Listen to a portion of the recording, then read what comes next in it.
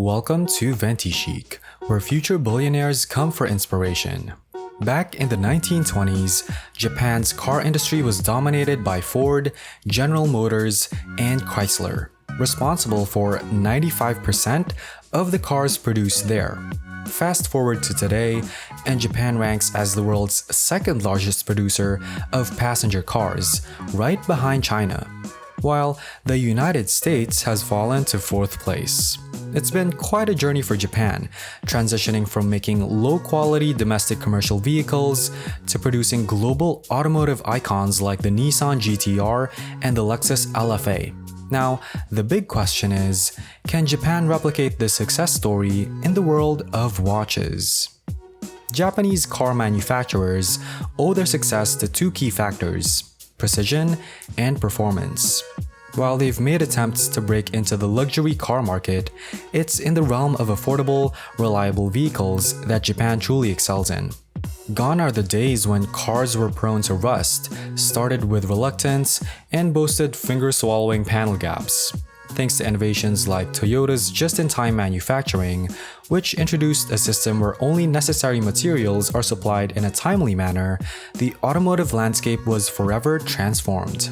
This marked the downfall of inefficient car makers and gave rise to engines that could rev beyond 8,000 RPM while maintaining unrivaled reliability. Japanese watchmaking has a somewhat analogous, though ongoing narrative. After Japan's transition from its antiquated timekeeping system, which featured variable day lengths based on the season, to the Western time standard in 1872, Kintaro Hattori established Seiko, a symbol of meticulous craftsmanship. Hattori, like Toyota and various Japanese automakers, drew inspiration from Western imports when developing his own products. He incorporated Swiss movements into his pocket watches and adopted Western monikers like Timekeeper. However, faced with slow parts supply, a determined Hattori embarked on producing his components, including the challenging balance spring. Even the devastating destruction of the Seiko factory in 1923, Great Kanto earthquake couldn't deter the 63-year-old Hattori. Within a year, he had reconstructed the facility and, as a symbol of his brand's resurgence, bestowed a Japanese name, Seiko, upon the first watch produced in the new factory. In 1956, following Hattori's passing, Seiko introduced the Marvel, its inaugural watch designed from the ground up, signifying a substantial leap forward from previous models. This achievement bolstered Seiko's confidence to pursue an unprecedented goal for a Japanese watchmaker, obtaining a Swiss certificate of chronometric excellence. The endeavor to create such a timepiece originated from a competition between two Seiko factories, each striving to craft a superior watch. While one factory focused on the King Seiko, the other developed a watch based on the Marvel, naming it Grand Seiko.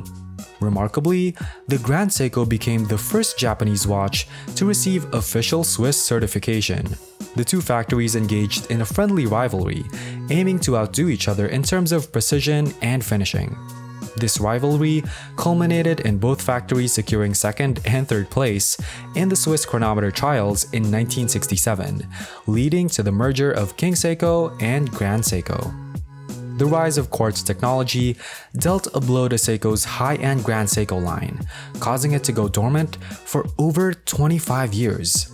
Against the odds, Seiko revived Grand Seiko in 1998 by establishing a new factory dedicated to crafting its flagship timepieces. However, by this time, Seiko had gained global recognition for its affordable yet well-constructed sports watches. Therefore, it took 12 years of refining its product in Japan before the brand opened up to the international market in 2010. This SBGJ 011G represents the new generation of Grand Seiko watches. At first glance, this GMT watch bears a resemblance to Seiko's regular offerings, but it carries a price tag of £6,000, a significant departure from the typical Seiko price range of around £600. For those accustomed to Seiko's affordable, high-street watches, this price point might come as a surprise. £6,000, that's on par with the cost of Rolex's renowned GMT Master 2, one of the most widely recognized GMT watches. Both Rolex and Grand Seiko can proudly claim to produce movements entirely in-house. Let's delve into the specifications a bit more. Rolex's caliber 3186 operates at 8 beats per second and offers a standard 48-hour power reserve. It's a typical performance for a watch of its kind. On the other hand, Grand Seiko's caliber 9S86 tells a different story. With 10 ticks per second, it provides a smoother second-hand sweep.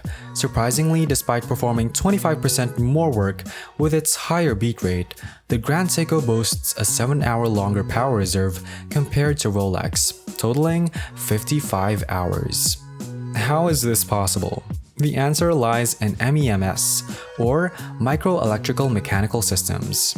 Just as Japanese car manufacturers have excelled in building higher revving, more powerful yet compact and efficient engines, Japanese watchmakers have harnessed similar technological advancements. They employ advanced photolithographic techniques, usually used in microprocessor manufacturing at Seiko Semiconductor Division, to create escapement components with incredible precision down to 1,000th of a millimeter. This level of precision transforms watchmaking possibilities. The balance wheel, known as the supreme balance, is adjusted to within 1,000th of a gram, resulting in minimal energy wastage. Furthermore, the escape wheel and pallet fork have been skeletonized, reducing their weight by 25% and requiring less power to function, enhancing overall efficiency. Even the escape wheel teeth feature small vertical divots to retain lubrication better, minimizing friction. However, it's not solely a machine's work. Each tooth on every wheel is meticulously hand-polished to further reduce friction, while the balance's spring coils are manually spaced for consistent oscillation. The outcome? A 55-hour power reserve from a movement operating at a frequency of 36,000 vibrations per hour. Now, let's talk about the exterior. Rolex opts for a highly corrosion-resistant 94L stainless steel for its case, which pairs well with its 100 meters of water resistance. Not too shabby. In contrast, the Grand Seiko takes a different route, ditching steel altogether in favor of the beloved material of the armed forces, titanium. Typically, titanium can be a bit rugged with a rough and industrial look. However, on the Grand Seiko, it's transformed into something as refined as steel. Grand Seiko employs a multifaceted approach that goes beyond the simple contrast of brushed and polished surfaces. This intricate technique makes Rolex's exterior appear somewhat one-dimensional in comparison. The dial also showcases this facet-rich design, with its hands and markers featuring jewel-like clarity and definition. So, what's in store for the next chapter in Grand Seiko's story, you may ask? It might seem like a long shot for anyone to truly challenge Swiss watchmaking, but think back to how Japanese car makers were viewed half a century ago. They've managed to distinguish themselves significantly since then. Even for Grand Seiko, which is the horological equivalent of the automotive shift, the luxury market still remains just out of grasp. It's tantalizingly close, almost within reach. Can they ever bridge that gap? Consider this. Swiss watchmaking was once considered a budget-friendly alternative to French and British timepieces, and it took around a century to completely overturn that perception. They successfully managed to do so. This suggests that there might be hope for Grand Seiko in the future. Do you believe Grand Seiko deserves the same admiration and status as Rolex? Or do you think it faces insurmountable competition? Share your thoughts in the comments below. And that's it for today. We appreciate you joining us here at Ventichic. Remember to give this video a thumbs up and share your thoughts in the comments. Don't forget to subscribe to our channel so you stay in the loop and never miss an update. Catch you in our next video.